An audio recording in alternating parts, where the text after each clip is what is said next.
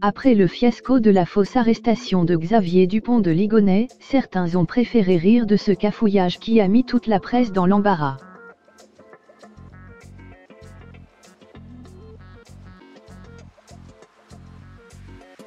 À commencer par Emmanuel Macron, qui y serait allé de sa petite blague quelques heures après la mise en lumière de la fausse piste la plus médiatisée de ces dernières décennies.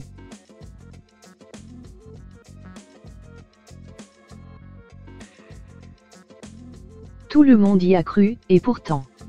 Vendredi 13 octobre, les yeux de tous les habitants de l'Hexagone étaient rivés sur Glasgow, là où les autorités écossaises avaient soi-disant interpellé Xavier Dupont de Ligonnès, l'un des fugitifs les plus recherchés de ces dernières années, soupçonné d'avoir assassiné son épouse et ses 4 enfants.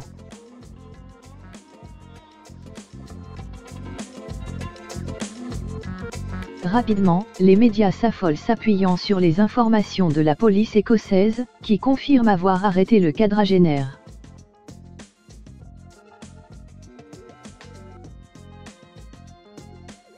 Seulement voilà, quelques heures plus tard, l'ADN a parlé. Le suspect interpellé n'est pas le père de famille, en cavale depuis plus de 8 ans.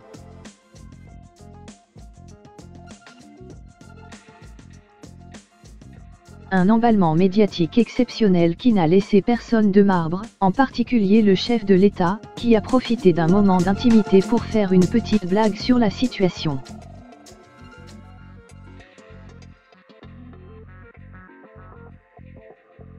Selon les informations du Canard enchaîné, repéré par Closer, Emmanuel Macron aurait ironisé en lançant à ses collaborateurs « J'attends avec impatience le jour où BFM va annoncer qu'ils ont retrouvé le trésor de Rackham le Rouge », en référence au 12e tome des aventures de Tintin, la célèbre bande dessinée dont le président de la République est particulièrement friand.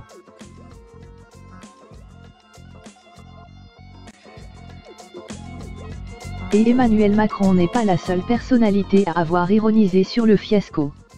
Le Canard enchaîné révèle que le président de l'Assemblée nationale Richard Ferrand y serait également allé de sa petite blague, en déclarant « Je m'étonne que Ciotti ne m'ait pas encore saisi d'une demande de commission d'enquête sur l'inaction de Castanet dans l'affaire de Ligonnès », faisant le lien entre le cafouillage médiatique de l'affaire Dupont de Ligonnès et les récentes critiques qui ciblent le ministre de l'Intérieur Christophe Castanet.